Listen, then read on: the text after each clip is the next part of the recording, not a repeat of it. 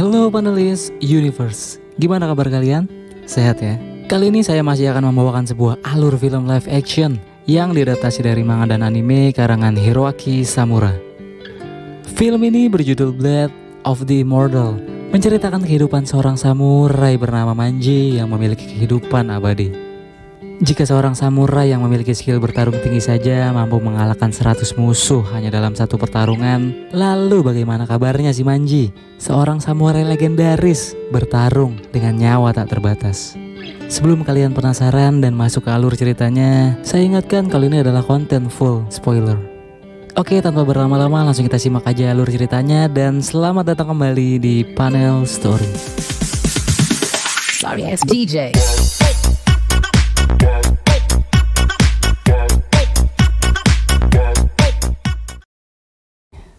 Film ini langsung dibuka dengan adegan pertarungan pedang, di mana seorang samurai bernama Manji sedang berusaha mengincar atasan kerjanya. Di mana gara-gara atasannya ini, Manji harus membunuh seorang anggota kepolisian sesuai perintahnya. Dengan menuduh polisi tersebut sudah menindas dan memeras rakyat kecil. Padahal itu hanya upaya licik atasannya untuk menyingkirkan polisi tersebut yang hendak melaporkannya ke pusat karena terbukti korupsi. Setelah berhasil menghabisi atasannya beserta para pengawalnya melewati pertarungan sengit, Manji pun harus menyesali tindakannya karena sangat disayangkan. Salah satu pengawalnya adalah suami adiknya sendiri yang bernama Machi, yang secara tidak sengaja juga melihat kematian suaminya itu di hadapannya. Karena kejadian itu, Machi mengalami depresi berat dan akhirnya gila. Sebagai penembusan atas rasa bersalahnya, Manji kemudian membawa adiknya itu pergi bersamanya. Karena saat ini Manji juga menjadi buronan berbahaya yang paling diburu. Suatu hari saat mereka sedang berada di tepi sungai, tiba-tiba wanita tua misterius berbicara kepada Manji dari belakang dan membuat perhatian Manji tertuju ke arahnya. Wanita tua misterius itu mengatakan bahwa dia sudah hidup 800 tahun dan berbicara mengenai kehidupan yang sudah dia lewati. Membuat pengawasan Manji terhadap adiknya lengah dan saat sadar, Manji sudah berada jauh darinya. Manji pun meninggalkan wanita tua itu dan segera mengejar Machi. Sedangkan Machi yang lari terlalu jauh akhirnya ditemukan oleh sekelompok gangster samurai yang sedang memburu Manji. Lalu ketua mereka menyuruh Manji untuk menjatuhkan pedang jika ingin nyawa adiknya selamat. Manji pun menurut dan Machi akhirnya dilepaskan. Tapi tiba-tiba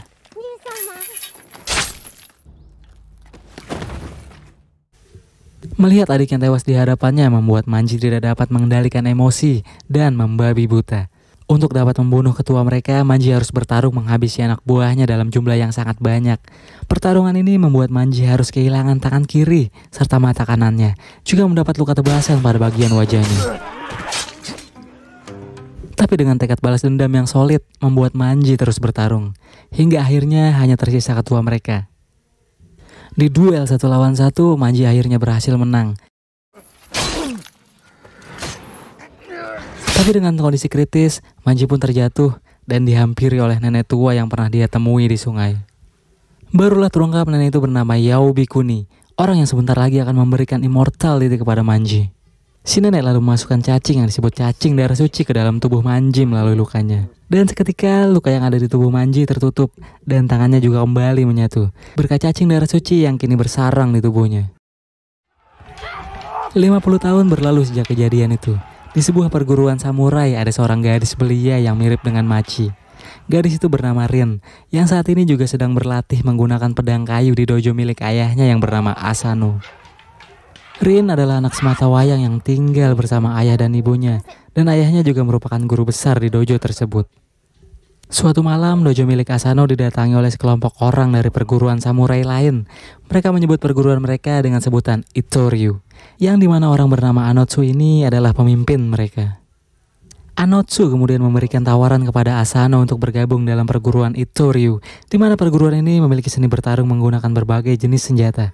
Dan visi mereka adalah menggabungkan semua dojo yang ada di wilayah Jepang menjadi satu perguruan yang akan dinamakan Itoryu. Tapi Asano menolak tawarannya dan mengajak Anotsu berduel. Dalam duel tersebut, Asano dikalahkan dengan mudah, dan pedang miliknya diambil oleh salah seorang anak buah Anotsu yang bernama Taito. Mereka pun pergi meninggalkan dojo milik Asano dengan membawa istrinya, yang juga ibunya Rin. Rin yang menaruh dendam atas kematian ayahnya tidak mau larut dalam kesedihan terlalu lama. Dia pun terus-terusan berlatih untuk dapat menyelamatkan ibunya yang masih hidup. Nenek Yaobikuni kemudian muncul dari belakang dan menyarankan Rin untuk menemui seorang samurai yang tidak bisa mati, yang tak lain adalah Manji. Rin pun mengikuti saran nenek Yaobikuni dan melakukan perjalanan mencari Manji. Setelah sampai di tempat tinggalnya, Manji terkejut melihat wajah Rin yang sangat mirip dengan adiknya. Rin kemudian memohon bantuan kepada Manji untuk mengalahkan Anotsu dan kelompoknya. Tapi Manji menolak, karena sebagai samurai sejati dia tidak mau membunuh tanpa alasan. Akhirnya Rin pun pergi dengan membawa kekecewaan. Tapi Manji menghentikannya dan akan mengantarnya sampai kota. Setibanya di kota, Rin sudah ditunggu oleh seorang samurai bernama Sabato, yang juga anggota dari Anotsu. Sabato hanya ingin memberitahu Rin kalau dia sudah membunuh ibunya. Tapi Manji yang masih mengawasi Rin dari belakang kemudian keluar untuk menghadapi Sabato.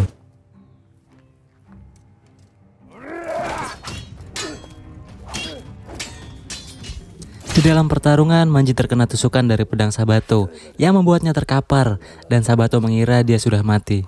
Tapi ternyata Manji berhasil bangkit dan menusuk balik Sabato dari belakang.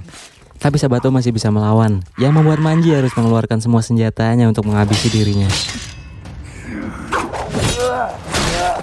Rin kemudian bersedih atas kematian ibunya, dan akhirnya Manji menyetujui untuk membantunya mengalahkan Anotsu, karena Manji jadi merasa bersimpati terhadapnya. Di sisi lain, Anotsu sedang mengadakan pertemuan dengan seorang anggota pemerintahan Shogun yang bernama Habaki, dan membicarakan mengenai dojo Itoryu yang akan segera didirikan oleh pemerintah. Anotsu meminta jabatan agar dirinya menjadi kepala dojo kepada Habaki. Setelah Habaki pergi, seorang anggota Itoryu yang menggunakan masker scuba masuk menemui Anotsu dan mengatakan bahwa Sabato telah tewas. Anotsu kemudian memerintahkannya untuk memberitahukan yang lain agar mereka selalu waspada dengan musuh yang siap menyerang. Sementara itu Rin disuruh Manji untuk mengasah senjatanya di tempat pengasahan, yang dimana di tempat itu ia melihat pedang ayahnya yang dulu dicuri oleh Taito. Tak lama kemudian Taito datang untuk mengambil pedangnya, dan Rin segera bergegas menemui Manji untuk memberitahukan bahwa dia melihat salah satu anak buah Anotsu yang sudah mencuri pedang ayahnya dengan ciri-ciri berambut lancip dan mengenakan pakaian biru yang tak lain adalah Taito. Manji pun segera keluar untuk mengejar Taito. Setibanya di sebuah hutan, Manji melihat seorang pria dengan ciri-ciri yang sama seperti yang Rin katakan, dan langsung mengajaknya berduel.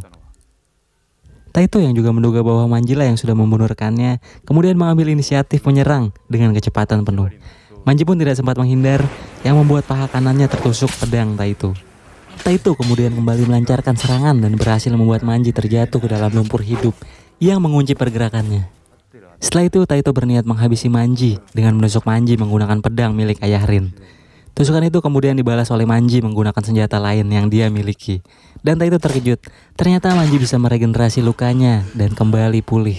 Manji pun lalu meninggalkannya dan membiarkan Taito mati kehabisan darah. Dan Manji kembali ke tempat tinggalnya dengan membawa pedang milik ayah Rin.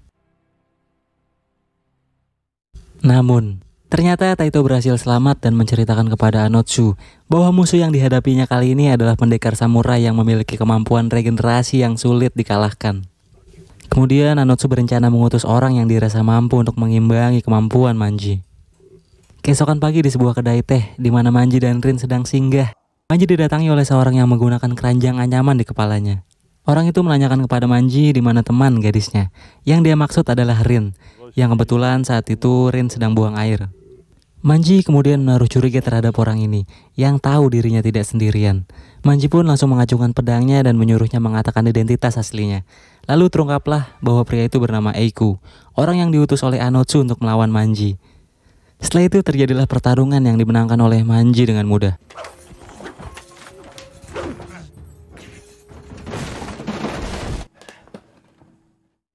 Tapi Manji terkejut melihat Eiku yang kemudian bangkit kembali dan pulih. Manji segera menyadari bahwa Eiku juga memiliki kemampuan yang sama dengannya, yaitu tidak bisa mati. Tapi setelah itu Eiku memilih tidak melanjutkan pertarungan dan segera pergi. Di tengah jalan, Manji tiba-tiba mengejang kesakitan karena luka tebasan yang dia terima dari Eiku, yang tak bisa sembuh seperti biasa, dan malah semakin bertambah parah. Manji pun mencurigai ada sesuatu yang Eiku sisipkan untuk melemahkan cacing immortalnya. Rin, yang panik melihat Manji, kemudian berlari untuk mencari pertolongan. Tapi Eiku mencegatnya dan menyekap Rin di sebuah gudang. Saat Eiku ingin menyiksanya, Manji kemudian datang tepat waktu dan mengajak Eiku berduel kembali. Duel pun terjadi cukup seru, di mana keduanya memiliki kemampuan menyembuhkan diri yang membuat mereka sama-sama mengerahkan seluruh kemampuan mereka. Di sela pertarungan, Eiko mengolesi pedangnya dengan racun, yang Manji duga racun itulah yang menyebabkan cacing dalam tubuhnya melemah. Manji pun jadi lebih waspada dengan serangan Eiko berikutnya, hingga akhirnya dia bisa membalikkan keadaan dan membuat racun itu mengenai Eiko sendiri. Setelah itu, Manji pun langsung menghabisi Eiko dan bertanya, kenapa dia tidak menghindari serangan yang harusnya bisa dia hindari. Dan Eiko menjawab bahwa dia sengaja melakukannya, karena dia sudah lelah dengan hidupnya. Sebenarnya si Manji ini juga sama ya, punya rencana buat mati sejak dia kehilangan adiknya si Machi. Tapi setelah ketemu orang yang mirip Machi yaitu Rin, Manji berubah pikiran dan bertekad melindungi Rin mati-matian, karena dia dulu pernah gagal buat ngelindungin adiknya. Keesokan harinya, Habaki kembali menemui Anotsu untuk menyampaikan kabar bahwa Dewan Tetua mengabulkan permintaannya dan akan menjadikan Anotsu sebagai kepala dojo milik pemerintah. Sementara itu muncul lagi ancaman baru bagi perguruan Itoryu. Sekelompok orang tak dikenal datang untuk menghabisi pendekar mereka secara berantai. Dan Anotsu menduga tak lain ini adalah ulah Manji. Anotsu kemudian pergi menemui seorang wanita bernama Maki, yang juga seorang geisha, dan memintanya untuk menyingkirkan Manji.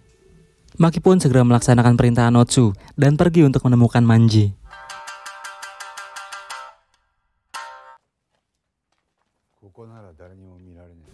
Dan Manji harus kembali menjalani pertarungan. Tapi kali ini lawan yang dihadapinya adalah seorang wanita. Walau Maki adalah seorang wanita, tapi dia memiliki kemampuan menggunakan senjata yang baik, yang mampu membuat Manji kewalahan. Di tengah pertarungan, tiba-tiba Maki menghilang tanpa jejak dan menusuk Manji dari balik dinding kayu. Tapi kayak yang udah-udah ya, Manji kembali pulih dengan regennya. Pertarungan pun kembali dilanjut, hingga Manji harus kehilangan tangan kanannya dan dibuat tak berkutik. Namun bukannya menghabisi Manji, dia justru berhenti dan malah ketakutan setelah tersadar dengan apa yang sudah dia lakukan kepada Manji.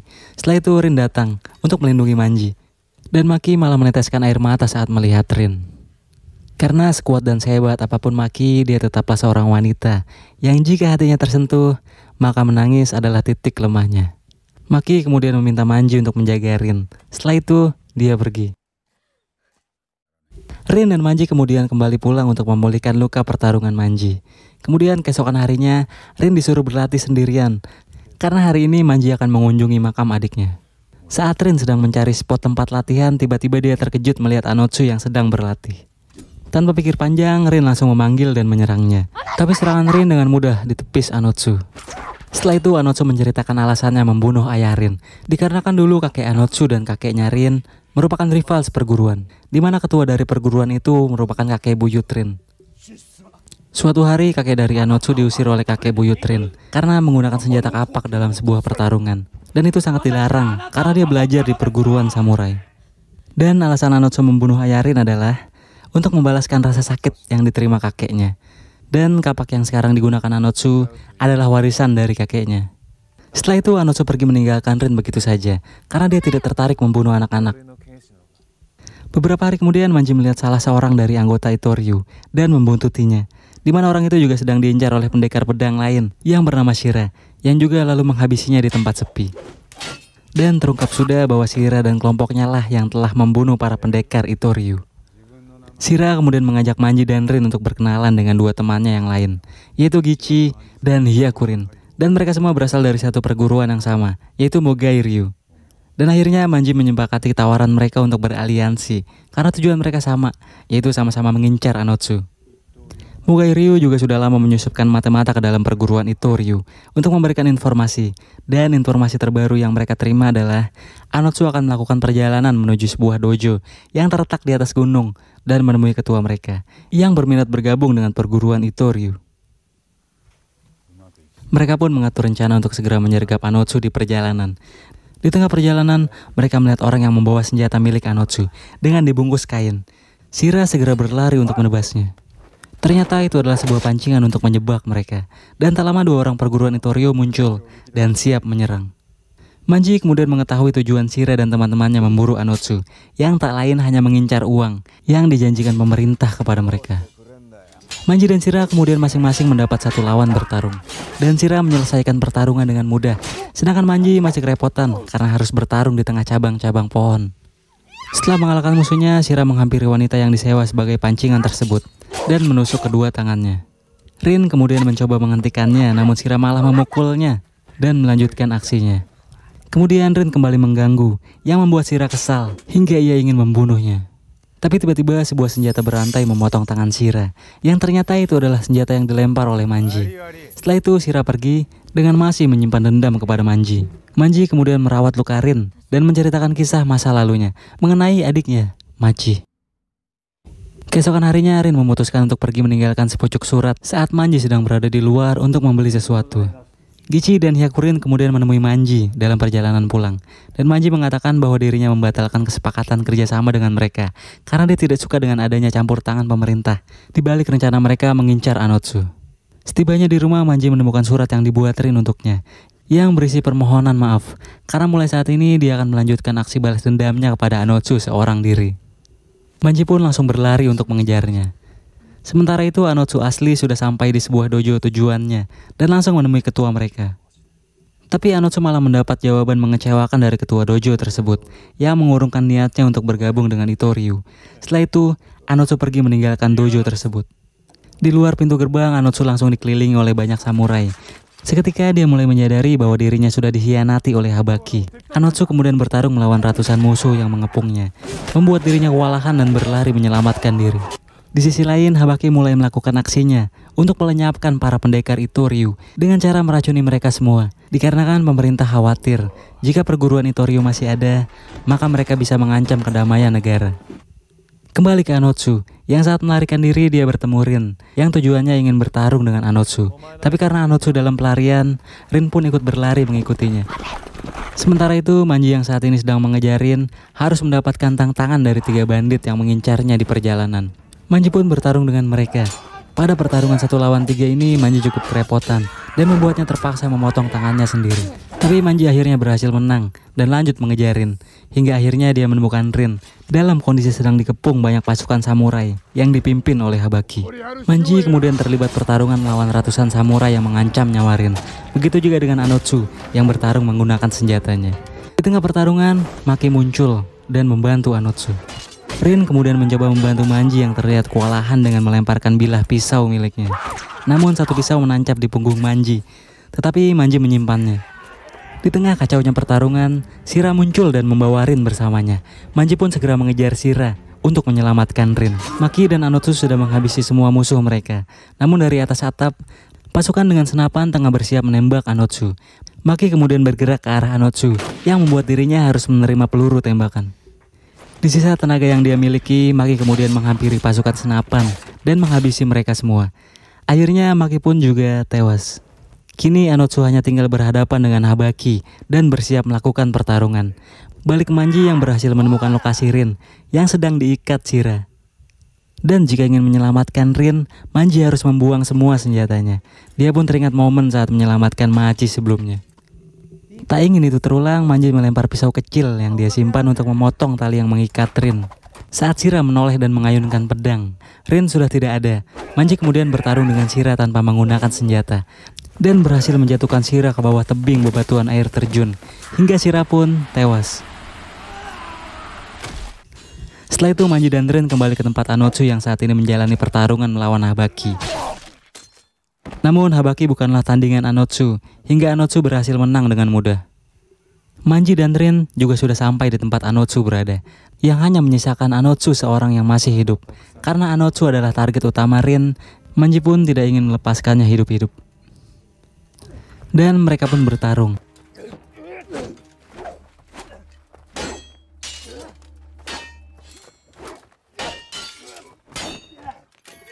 Pada pertarungan terakhir ini, Manji berhasil mengalahkan Anotsu dan membiarkannya dalam keadaan sekarat.